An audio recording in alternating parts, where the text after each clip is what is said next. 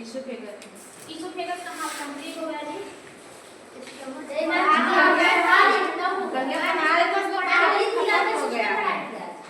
नहीं जी हम क्वेश्चन कर रहे थे कि एचसीएल पेट में बेसिक कैसे बनता है? कितने कितने लोग फाइंड करके आए हैं? खड़े हो जाओ, शाबाश पिंकी, बता दो। क्योंकि वो सारी होता है जो पेट का फर्क रहता है, इसीलिए अम्लीय भोजन नहीं है, बेसिक भोजन नहीं है।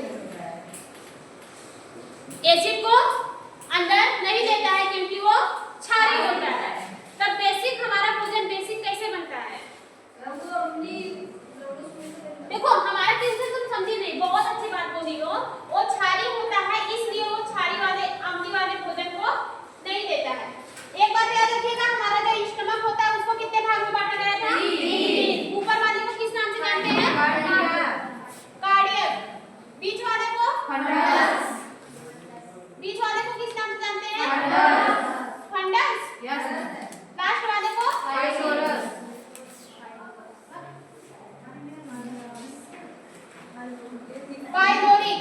पाइलोरस नहीं कहते हैं। एसिड कहाँ पे होता है? एसियल। किसमें प्रेजेंट होता है? और खाना आपका कहाँ पे फिक्स होता है? फंडस में। और यहीं से ही जुड़ी होती है हमारी कौन सी? Small intestine. यहीं से क्या जुड़ी होती है? Small intestine. और यहीं से अटैच होता है क्या? लीवर। यहीं से अटैच होता है क्या? हमारा लीवर। लीवर में जो ए होता है जिसको हम लोग पित्त के नाम से जानते हैं, इसको हम लोग किस नाम से जानते हैं? गॉल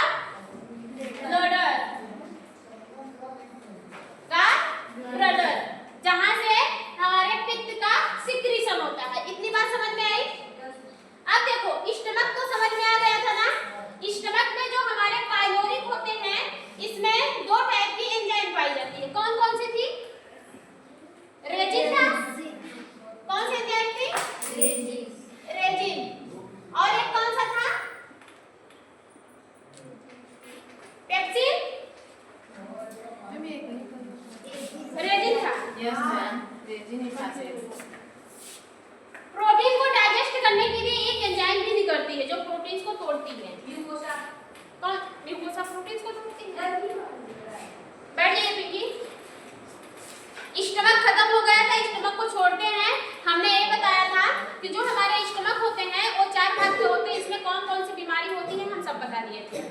गैस कैसे बनता है, ठीक है, और पेट में दर्द क्यों होता है, ठीक। बात समझ में आ रही है कि नहीं आ रही है? बहुत सारी ऐसी प्रॉब्लम होती है, एसिडिटी है, पेट का फूलना हो गया, गैस बनना, ये सारी प्रॉब्लम स्टमक की वजह से होती है। स्टमक में प्रेजेंट जो एसिड होते हैं उसकी वजह से होती है। ये हम अच्छे से एक्सप्लेन कर दिए थे। बात समझ में आई? जिनका क्लास छूटा है हमारे YouTube चैनल पे वीडियो पड़ा है वो वहां से देख लेगा, ठीक है। इससे आप पढ़ना चाहते हैं तो देख लीजिएगा। आज हम पढ़ेंगे क्या?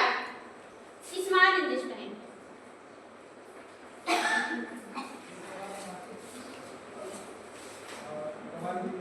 Small intestine. स्मॉल इंटेस्टाइन का भी 3 पार्ट होता है। कितना पार्ट होता है? 3 पार्ट होता है। सबसे ऊपर वाला पार्ट कौन सा होता है? दुइजेनम। बीच वाला कौन सा पार्ट होता है? दुइजेनम, जुइजेनम और इलियम। दुइजेनम, दुइजेनम और इलियम, यही होता है ना? अरे यार इंग्लिश करो यार। मैम लिख लीजिए इंग्लिश में। लिख रहे हैं। क्या हुआ? पता है हिंदी में ना इतना बड़ा था, इतना बड़ा उसका जो रीजनल है ना वो इतना बड़ा। सबसे ज्यादा टफ लैंग्वेज अगर कोई है तो हिंदी है। हिंदी भाषा बहुत टफ लैंग्वेज होती है। बात समझ में आया? ऐसा वर्ड दे देंगे आप पढ़ ही नहीं पाएंगे। आधा खटकोट वाला अगर ये कहीं पे लग गया तो वर्ड में यार कंफ्यूज कर देता है। आखिर इसको पढ़े क्या? ख पढ़े कि स पढ़े, है कि नहीं? है ही वाला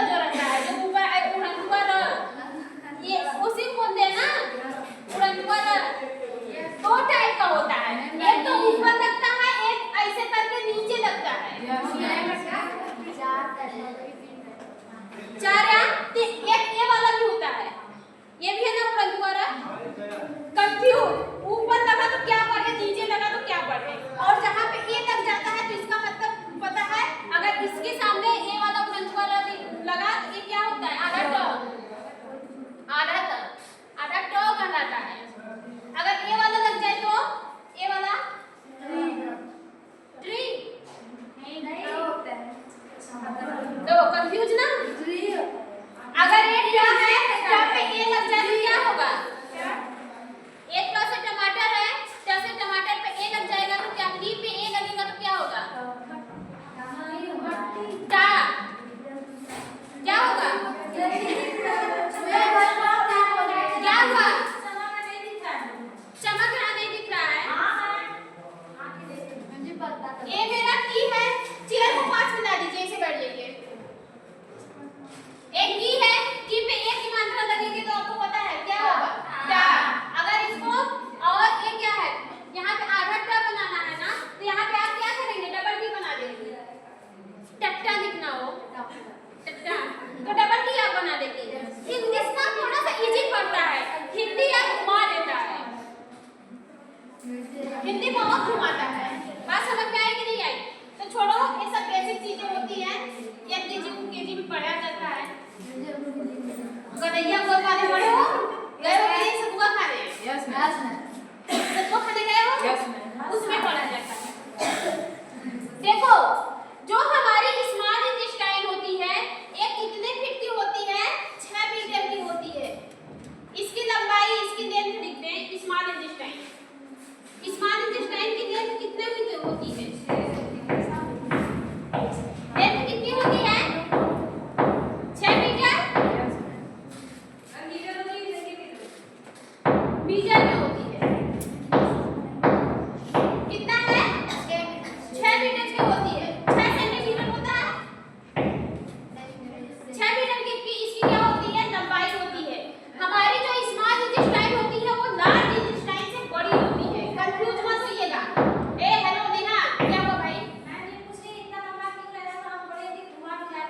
इतना लंबा इसलिए रहता है क्योंकि ये आपके पेट में ना ऐसे घुमा फिरा के रहता है, ऐसे करके रहता है। और जो आपकी लार्ज इंटेस्टाइन रहती है वो असेंडिंग डिसेंडिंग बस खत्म। बात समझ में आया कि नहीं? लेकिन आपका स्मॉल इंटेस्टाइन घुमा फिरा के रहता है। जो आपका लार्ज इंटेस्टाइन होता है ये 5 फुट की होती है और मीटर में होती है, ये आपके फुट में होती है। इतनी बात समझ में आई? जो भोजन का जो कंप्लीट डाइजेशन होता है, जहाँ पे हमारा भोजन डाइजेस्ट होता है, पूरी कंप्लीट डाइजेशन किसमें होता है? आपके स्मॉल इंटेस्टाइन में। आज भोजन हमारे पूरी तरह से कंप्लीट डाइजेशन किसमें हो जाता है? स्मॉल इंटेस्टाइन में पूरा डाइजेशन हो जाता है। कैसे होता है? क्योंकि यहाँ पे हमने आपको बताया था, यहाँ पे यही हमारी एक क्या लगी रहती है? पेनक्रियाज। क्या लगी रहती है? पेनक्रियाज। और यहाँ पे क्या लगा रहता है? लीवर। अब देखो, जो हमारी पेनक्रियाज होती है वो 3 टाइप के एंजाइम को सिक्रीट करती है। ये जो पेनक्रियाज होती है, जैसे ही भोजन हमारे इंटेस्टाइन में आता है, ये 3 टाइप के एंजाइम को सिक्रीट करती है।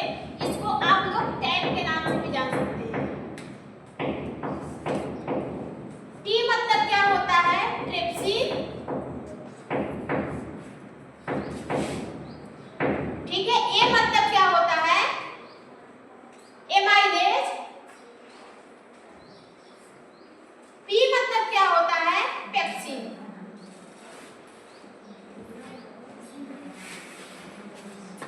तीन टाइप की एंजाइम सिक्रीट करती है हमारी पेनक्रियाज, जिसका नाम लिख दें पेनक्रियाज।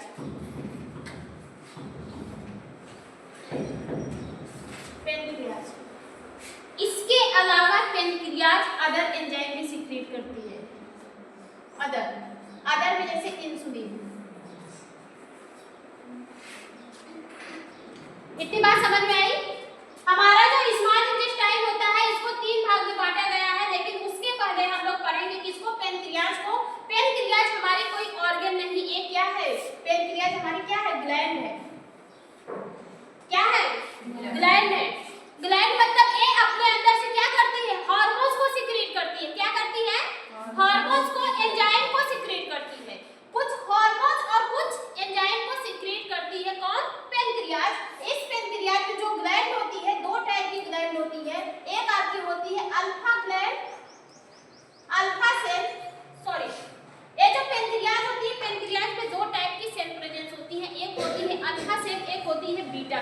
कौन सी सेल?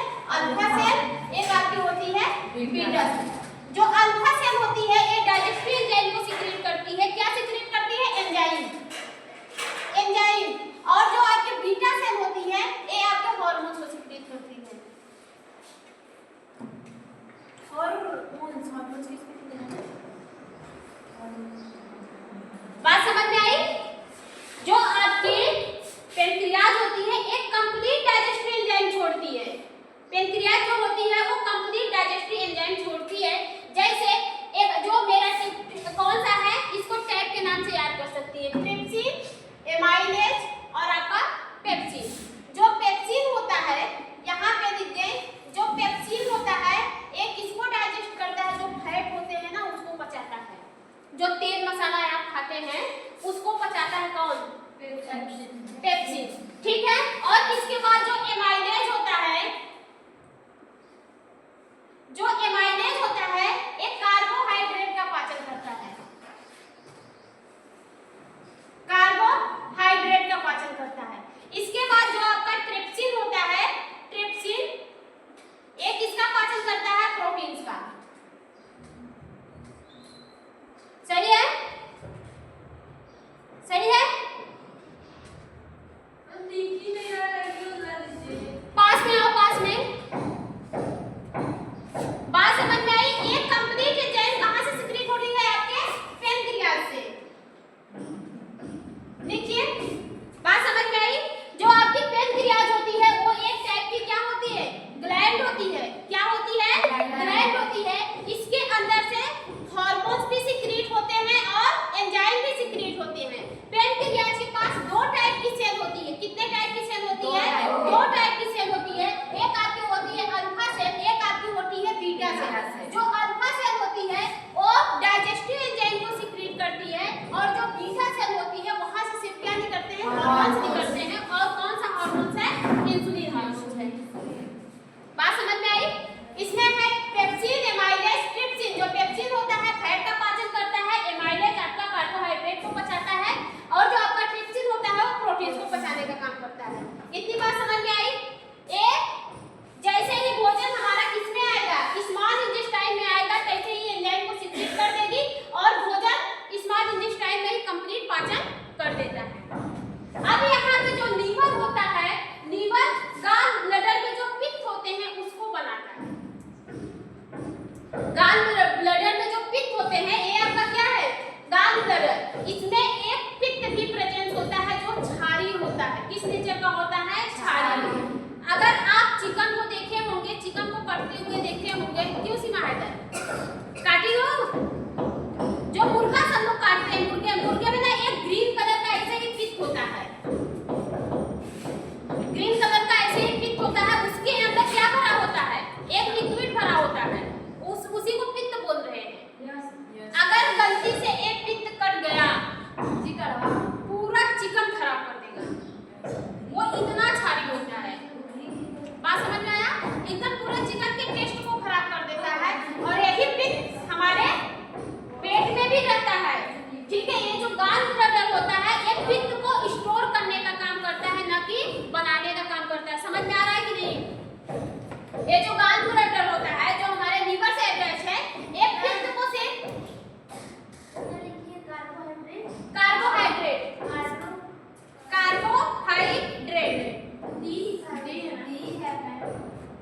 कहाँ पे?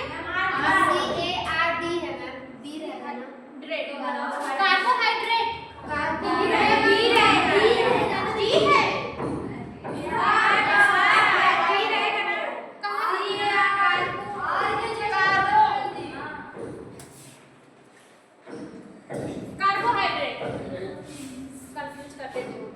चलो ठीक है, अच्छी बात है। हमारे इसमें बहुत मिस्टेक करते हैं। नहीं जी, करेक्ट लिखते हैं। बात समझ में आया? इतनी बात समझ में आई कि नहीं आई?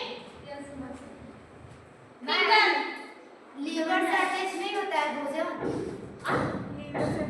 लीवर से नहीं होता है तो लीवर कैसे खराब होता है? बहुत लोग अभी आ रहे हैं, उसी टॉपिक पे आ रहे हैं। बात समझ में आई कि नहीं? पेन को बंद करिए, पेन को बंद करिए, कंसंट्रेट बना करके हम लिखने का टाइम देंगे। ये जो आपका पेनक्रियाज होता है, पेनक्रियाज क्या है? एक टाइप की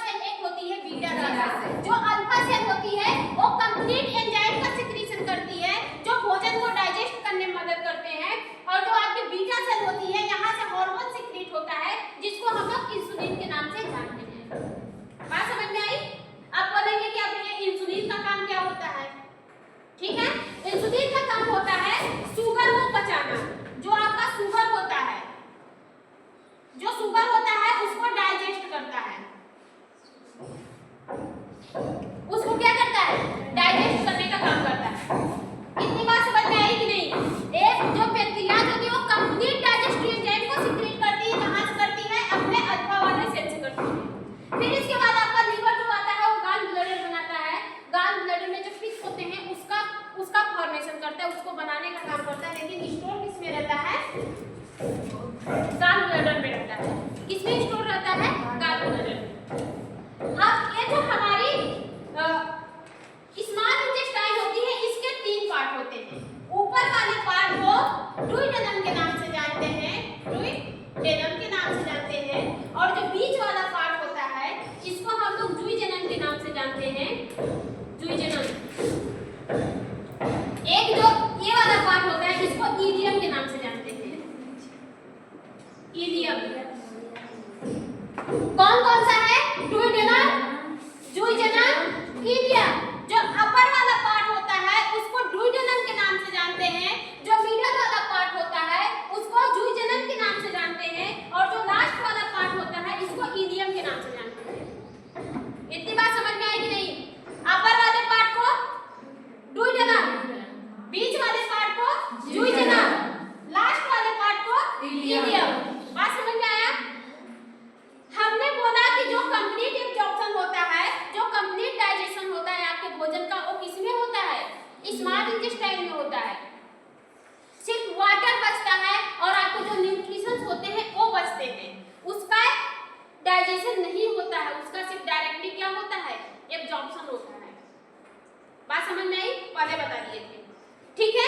वाटर और न्यूट्रिशंस को छोड़ के, जैसे कार्बन डाइऑक्साइड नहीं सॉरी आपका सोडियम हो गया, क्लोराइड हो गया, पोटेशियम हो गया, मैग्नीशियम हो गया, इस सब का एब्जॉर्प्शन नहीं होता है। वो वाटर के साथ प्रेजेंस होते हैं, वो आपके कहाँ पे एब्जॉर्ब होते हैं? आपके लार्ज इंटेस्टाइन में, जो बड़ी आंत होती है उस पे एब्जॉर्ब होते हैं। अभी उस टॉपिक पे आते हैं। सिर्फ भोजन में जो हमारे न्यूट्रिशंस प्रेजेंस है, जैसे लिपिड हो गया, कार्बोहाइड्रेट हो गया, प्रोटीन हो गया, वसा हो गया, उस सब का पूरी तरह से डाइजेशन किसमें कंप्लीट हो रहा है? हमारे स्मॉल इंटेस्टाइन में। बात समझ में आई? यहाँ पे पूरे भोजन का कंप्लीट एब्जॉर्प्शन हो जाता है। लेकिन ये जो पेट है ना, इसमें आपका प्रेजेंस होता है एसिड। एसिड ही हमारे भोजन को छोटे छोटे पार्ट में कन्वर्ट करता है। आप पेट में तो भोजन रहेगा नहीं, 4 से 5 घंटे बाद वो भोजन कहाँ पे आएगा? आपके स्मॉल इंटेस्टाइन में, और कंप्लीट डाइजेशन यहीं पे होता है। लेकिन इसका एक कहना रहता है कि हम उसी भोजन को एब्जॉर्ब करेंगे जिसका नेचर बेसिक नेचर, मतलब कि जो बेसिक नेचर का रहेगा। बात समझ में आई? जो भोजन बेसिक नेचर के रहेंगे हम उसी को एब्जॉर्ब करेंगे, अन्यथा हम रिजेक्ट कर देंगे। अब जो भोजन आ रहा है वो किससे आ रहा है? पेट से आ रहा है, और पेट में क्या प्रेजेंस है? HCl। HCl हमारा क्या है? एसिड है, और यही HCl किससे मिला है? हमारे भोजन से। तो भोजन का नेचर भी किस नेचर का हुआ? एसिड नेचर का हुआ कि नहीं? अब बताओ, अब वो भोजन एसिड नेचर का वो है, लेकिन इसका क्या कहना है? इसका ये शर्त है कि हम उसी भोजन को डाइजेस्ट करेंगे जो बेसिक नेचर का होगा। तो हमने आपको एग्जांपल दिया था कि जो गाल ब्लैडर में जो पित्त भरे होते हैं वो हमारे स्ट्रॉन्ग बेसिक नेचर के होते हैं। किसके नेचर के होते हैं? स्ट्रॉन्ग बेसिक नेचर के होते हैं। यहाँ से जैसे फूड आता है, लीवर अपने अंदर से पित्त को सिक्रीट करता है, वो पित्त फूड में मिलते क्या हो जाता है? बेसिक नेचर का हो जाता है। बात समझ में आई? इसके अलावा जो एक पित्त होता है, ये हमारे फैट को भी क्या करता है? बबल्स बनाता है। फैट को छोटे छोटे पार्ट में तोड़ता है, मतलब छोटे छोटे पार्ट में क्या करता है? तोड़ने का काम करता है। छोटे छोटे पार्ट में फैट को तोड़ने का काम करता है। कौन? हमारा जो पित्त होता है। नहीं समझ में आया?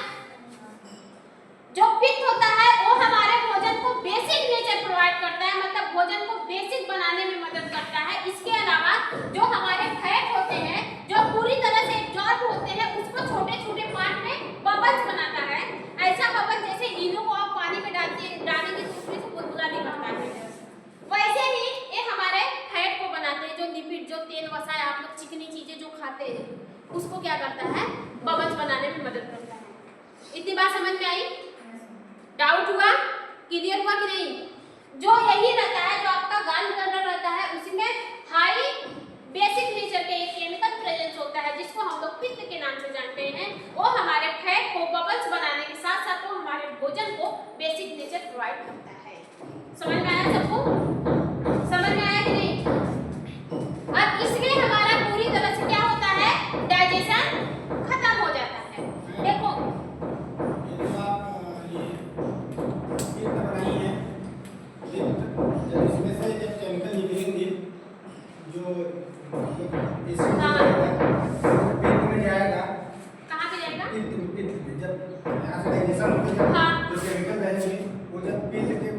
रास्ते से जाएगी उसका तुमको नाम बताना। बाबू ये डायरेक्टली जुड़ा है, जैसे ये हमारा भोजन है, हमारा जो स्टमक है, स्टमक का यहाँ से कॉर्ड, जैसे ही भोजन हमारे ड्यूडेनम में आएंगे जस्ट वैसे ही हमारा यहाँ से एंजाइम सिक्रीट होगा, पित्त सिक्रीट होगा। जैसे भोजन हमारे यहाँ पे आएंगे सब में हमारा पित्त मिलता हुआ जाएगा, भोजन आपस में मिलकर यहाँ पे बेसिक नेचर होते हुए जाएंगे। जो स्टमक है, स्टमक के ऊपर एक स्प्रीन नाम का एक वो रहता है, क्या रहता है? रहता है इधर ऊपर इस वहाँ पे ऐसा जगह है वो नहीं है। आ जाइए आप।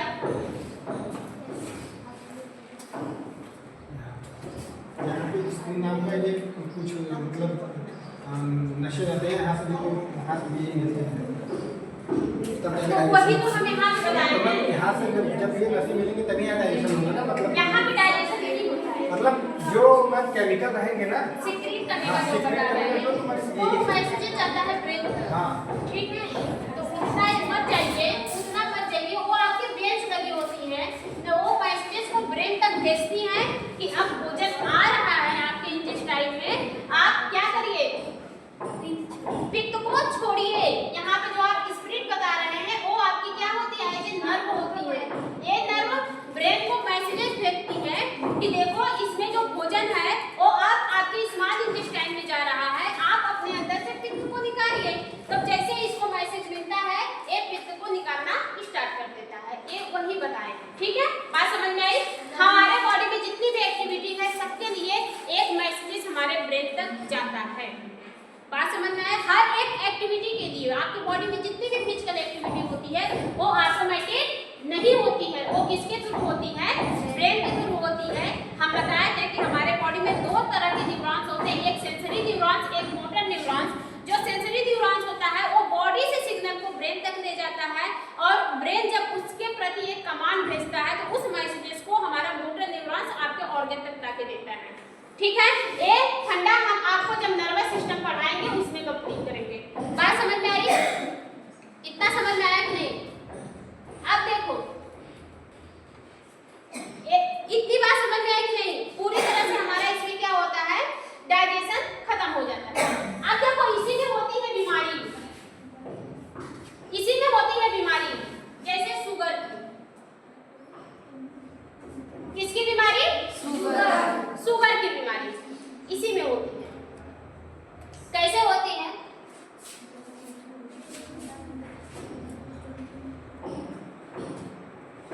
जो इंसुलिन होता है ना, इसका काम क्या होता है, डाइजेशन को, सॉरी जो इंसुलिन, जो शुगर होते हैं उसको डाइजेस्ट करना, उसको पचाना। बात समझ में आई कि नहीं आई? ये जो बीटा सेल होती है ये हमारी जो बीटा सेल होती है पेनक्रियास से, ये इंसुलिन को हमारे लीवर में नहीं, इसमें नहीं छोड़ती है, कहाँ पे छोड़ती है, हमारे ब्लड में छोड़ती है। जब शुगर हमारा ब्लड में जाता है तो वहां से इंसुलिन को सिक्रीट करती है पेनक्रियास। बात समझ में आई? पेनक्रियास जो हार्मोन्स को सिक्रीट करती है वो डायरेक्टली किसमें करती है, ब्लड में करती है। और शुगर होता कैसे है? चीनी खाने से। जब आपकी बॉडी में शुगर का कंसंट्रेशन बढ़ जाता है तो आपको एक बीमारी होती है, क्या हुआ? चावल खाने से भी होता है। चावल में भी स्टार्च होता है, स्टार्च को अगर आप तोड़ेंगी तो उसका एक लास्ट पार्ट होता है जिसको शुगर के नाम से जाना जाता है। आलू भी होता है। कार्बोहाइड्रेट होता है, कार्बोहाइड्रेट का स्ट्रॉन्ग जो लास्ट वाला पार्ट होता है उसको स्टार्च के नाम से जानते हैं, उसको अगर तोड़ेंगी तो उसमें भी शुगर पाया जाएगा। और किससे होता है? और किससे होता है? मीठा खाने से। मीठा खाने से, मीठा में क्या होता है, शुगर होता है। मीठा खाने से नहीं होता है जी, जब शुगर की मात्रा आपके बॉडी में ज्यादा होने लगती है तब आपको डायबिटीज होता है। ये आपका है बी फार्मा का, किसका है? बी फार्मा का। और बी फार्मा और ओटी में इस चीज को पढ़ा जाता है अच्छे से। देखो ये जो हमारी ब्लड होती है, ये जो हमारी पेनक्रियास होती है वो एक साइलेंट रहो, जो हमारी पेनक्रियास होती है उसमें प्रेजेंस होती है एक beta cell. Beta cell insulin को सिक्रीट करती है। इतनी बात समझ में आई? ये नहीं समझ में आया?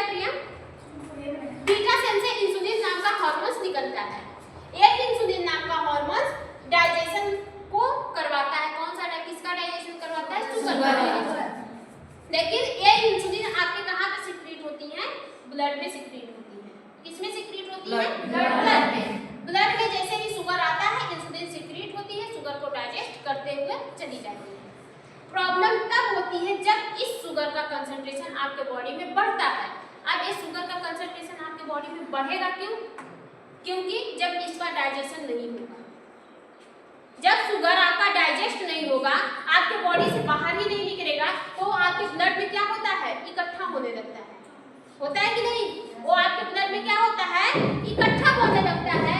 मींस कि जब आपके बॉडी में इंसुलिन की कमी होती है, किसी भी वजह से जब आपके बॉडी में इंसुलिन नहीं बनता है, तो जब इंसुलिन नहीं बनेगा तो ब्लड में जो शुगर है वो डाइजेस्ट नहीं होगी। जब शुगर आपका डाइजेस्ट नहीं होगा, आपके ब्लड में शुगर बढ़ता हुआ जाएगा, एक ऐसी कंडीशन आएगी जहाँ पे एक बीमारी का रूप ले लेगा। उस बीमारी को हम लोग शुगर यानी डायबिटीज मेलाइटिस कहते हैं। डायबिटीज मेलाइटिस शुगर की बीमारी क्यों होती है? इंसुलिन की मात्रा जब बॉडी में बढ़ता है तब नहीं होता है, ये कभी मत कहिएगा। जब आपके बॉडी में शुगर का मात्रा बढ़ता है तब जाके आपको शुगर होता है। अब शुगर का मात्रा बढ़ता क्यों है, हम उस रीजन को बताएंगे। आपके बॉडी में शुगर का मात्रा क्यों बढ़ता है? क्योंकि इंसुलिन ही कम सीक्रेट होता है। अब यहाँ पे इंसुलिन कभी ज्यादा नहीं कर सकता है तो कभी कम नहीं कर सकता है। तो दो टाइप की बीमारी होती है, एक आपका होता है हाइपोडायबिटीज मेलाइटिस, एक आपका होता है हाइपरडायबिटीज मेलाइटिस। जो हाइपर होता है इसमें शुगर की मात्रा बढ़ जाती है, उतना मत जाइए। बस इतना जानिए कि जो शुगर होता है वो क्यों होता है? जब आपके बॉडी में इंसुलिन का बनना कम हो जाता है। ठीक है, तो डॉक्टर ऊपर से आपको क्या देता है? एक इंसुलिन का इंजेक्शन देता है। क्या देता है? एक इंसुलिन का इंजेक्शन।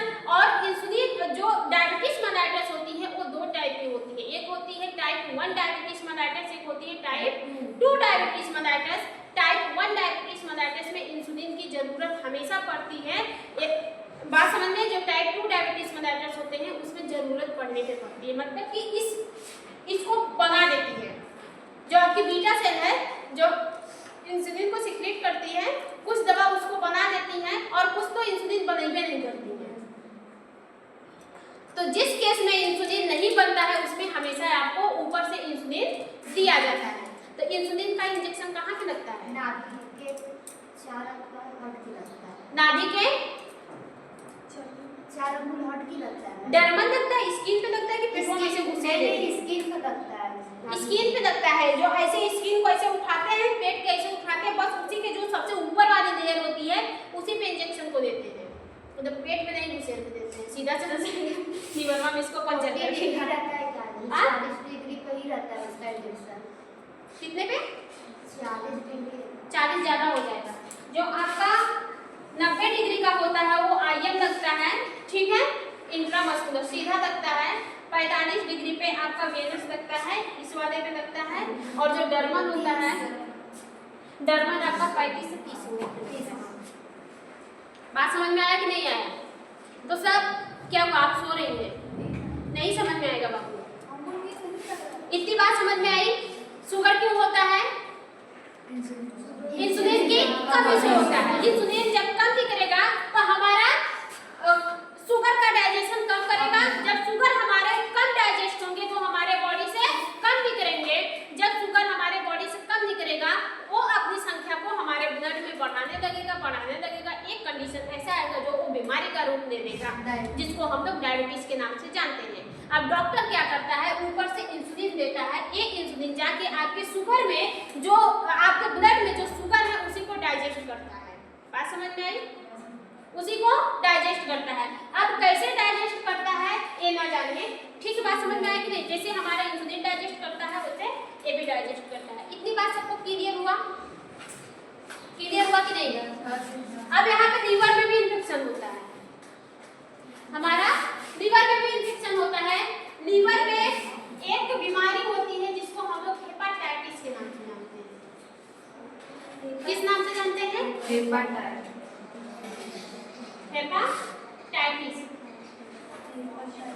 एक जानती हो कितनी टाइप की होती है?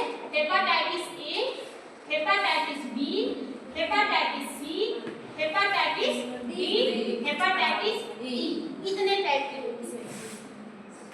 इस बीमारी में क्या होता है? आपका ब्लड ही नहीं बनता है। आपका जो आंखें होती है ना वो पीली समझ में आ रहा है कि नहीं आ रहा है? यूरिन जो आप यूरिन सिक्रीट करते हैं ना, उसका भी रंग क्या हो जाएगा? पीला हो जाएगा। आपका जो नाखून होता है ना, उसका भी रंग क्या हो जाएगा? पीला हो जाएगा। अब बोलेंगे मैम ये तो डाइजेशन में होता ही नहीं है, तो फिर ये सारी प्रॉब्लम क्यों होती है? मोस्ट जो लीवर होता है सबसे बड़ा ऑर्गन होता है हमारे अंदर के इंटरनल ऑर्गन में। अगर कोई सबसे बड़ा ऑर्गन है तो क्या है? लीवर। लीवर हमारे भोजन को डाइजेस्ट करने के साथ साथ हमारे फैट को भी डाइजेस्ट करता है। फैट को भी क्या करता है? डाइजेस्ट करता है। लेकिन जब ये लीवर ही हमारा खराब हो जाता है तो हमारे बॉडी में एक हेपाटाइटिस की बीमारी होती है। इस बीमारी में आपकी आंखें पीली दिखती है, ठीक है। यूरिन जो सिक्रीट होते हैं उसका भी रंग क्या होता है? पीला दिखता है। उसका भी रंग क्या होता है? पीला दिखता है। आपके नाखूनों में भी क्या होते हैं? रंग पीले दिखते हैं। बात समझ में आई? अब ये होता कैसे है? देखो, जो आपका टाइप ए और टाइप बी जो है, ई टाइप बी, हेपाटाइटिस ए और हेपाटाइटिस ई, ये बीमारी आपके बैक्टीरिया और वायरल इन्फेक्शन से होती है। किससे होती है? बैक्टीरिया और वायरल इन्फेक्शन से। इन्फ्लेमेशन हमने आपको पढ़ाया था। देखो, हेपाटाइटिस ए और ई ये हमारे इन्फ्लेमेशन से होती है। किससे होती है? इन्फ्लेमेशन। जब बैक्टीरिया और वायरस की वजह से होती है। बैक्टीरिया और वायरस, बैक्टीरिया और वायरस की वजह से होती है। जब आपके बॉडी में बैक्टीरिया वायरस ज्यादा आपके जब लीवर को अफेक्ट करते हैं तो ये लीवर में क्या करते हैं? इन्फ्लेमेशन कर देती है, मतलब लीवर को सुझा देती है। लीवर में जब सूजन आ जाती है तो उसी को क्या बोलते हैं? हेपाटाइटिस बोलते हैं। और सारा काम हमारा कौन कर रहा है? लीवर ही कर रहा है। मेन सबसे मेन काम किसका है? लीवर का ही, क्योंकि ये पित्त बनाता है। क्या बनाता है? पित्त बनाता है। और न्यूट्रिशन से ही हमारा क्या बनता है? ब्लड बनता है। अब वो न्यूट्रिशन आपके बॉडी में तभी एब्जॉर्ब होगा, तभी डाइजेस्ट होगा जब ये पित्त को छोड़ेगा।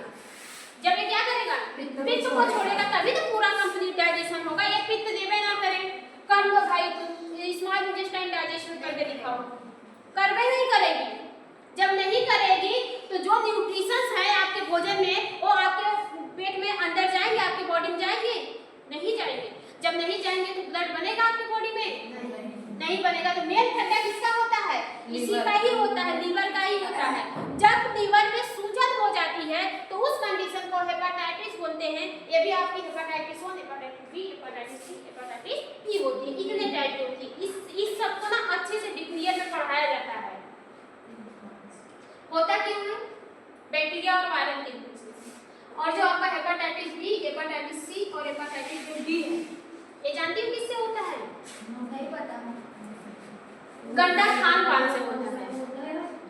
जो आप लोग सड़े गले खाने खा लेते हैं, रोड पे चलते रहते हैं, पानी पूरी जो मिल जाता है, रोड पे चलते हैं जो बर्गर मिल जाता है, रोड पे चलते हैं जो जलेबी मिल जाती है, लेकिन उसमें कितनी सारी मक्खियां रहती है। ठीक है? गंगा नदी का पानी पी लेते हैं, नदियों का पानी पी लेते हैं। ठीक है? गंदे खान पान से और गंदे पानी से होता है इन्फेक्शन। बात समझ में आई कि नहीं? कितना आया? और इसमें से कुछ ऐसे भी होते हैं जो एल्कोहलिक होते हैं, जो ज्यादा शराब पीते हैं, उसको भी हेपाटाइटिस होता है। बात समझ में आई? जो ज्यादा शराब पीते हैं उसको भी हेपाटाइटिस होता है। तो ज्यादातर खाना गंदा खाने से, बासी तिबासी खाना खाने से। अब देखो सीमा हैदर पापड़ बना के रखी थी, वो तो उसको 10 दिन तक खाई। क्या सीमा? तो पापड़ खराब नहीं होता है। बात समझ में आई? उसको अच्छे से धूप में रखकर उसके बैक्टीरिया वगैरह वायरस मार दिए जाते हैं। उसमें जो बैक्टीरिया बचता है उसको तेल में गरम करके मारती है ना जी। फिर अगर उसमें थोड़ा सा भी बैक्टीरिया बनता है तो इसकी सलाइवा मारती है। अगर सलाइवा से भी नहीं मरी तो इसका क्या करता है? एसियल खत्म करता है। अगर एसियल से भी नहीं मरी तो लीवर पे चिपक जाएगा। किस पे चिपक जाएगा? लीवर पे। अब जब लीवर पे चिपकेगा तो वहाँ पे इन्फ्लेमेशन करेगा। इन्फ्लेमेशन जब करेगा तो वहाँ पे क्या होगा? सूजन होगी, रेडनेस होगी, ठीक है? वहाँ पे पेन होगा। बात समझ रहे हैं? तो कौन सा रोग होगा? हेपाटाइटिस। जब आपके लीवर में इन्फ्लेमेशन होता है तभी ये बीमारी होती है। बात समझ में आई? ये हेपेटाइटिस हमारे 4-5 टाइप की होती है, hepatitis A, hepatitis B, hepatitis C, hepatitis D और हेपेटाइटिस ई। जो हेपेटाइटिस ई है और ए है, ये ज्यादातर ठंडे गंदे खाने से होता है। चंद्र हेपेटाइटिस से पीलिया होता है।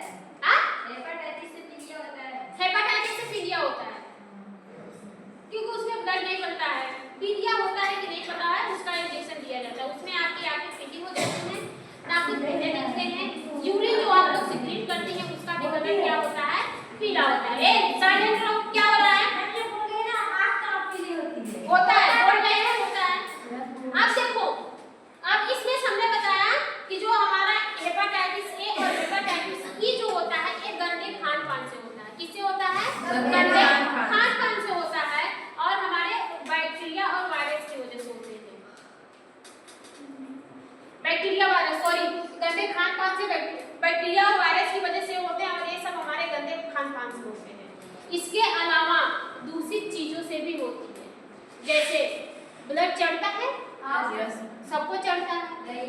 अगर वो ब्लड पहले से हेपेटाइटिस का इन्फेक्शन हुआ है, उसको वो ब्लड पहले से हेपेटाइटिस से अफेक्टेड है, वही ब्लड अगर आपके बॉडी में जाएगा तो आप भी हेपेटाइटिस के शिकार हो सकते हैं। सब लोग गोदना गोदाते हैं, जिसको बोलते हैं हमारे भाषा में टैटू बनवाना। जो टैटू होता है, टैटू में जो उन लोग जो नीडल का यूज करते हैं ना, वो भी नीडल तो इंसान के स्किन में जाता है और क्या गारंटी है कि वो बहुत सही साफ किया हो? क्या गारंटी है कि वो अच्छे से स्टेराइल करके आपके बॉडी में इंजेक्ट कर रहा है? कोई है गारंटी? नहीं। ढेर सारे पेशेंट आ गए, बस कॉटन से पोंछ दो। अरे यार तुम्हारे कॉटन से पोंछने से उसमें जो बैक्टीरिया है वो मरेंगे? यहाँ तो एसिड मारता है तो भी नहीं मरते हैं। बात समझ में आई? तो इस सब चीजों से आप लोग दूर रहिएगा। जरूरी नहीं है कि वो जिसको हेपेटाइटिस, जिसको गोदना लगाया या फिर जिसका टैटू बनाया है वो बहुत ही स्वस्थ हो सकता है अफेक्टेड हो, वो बताएगा कि हमको ये बीमारी नहीं। अगर उसका लगा उसके बॉडी में जो टैटू बना है, जिस नीडल से बना है, वही नीडल अगर आपके बॉडी में इंजेक्ट किया जाएगा या फिर आप टैटू बनाएंगे तो वो बीमारी आपको हो सकती है। ठीक है?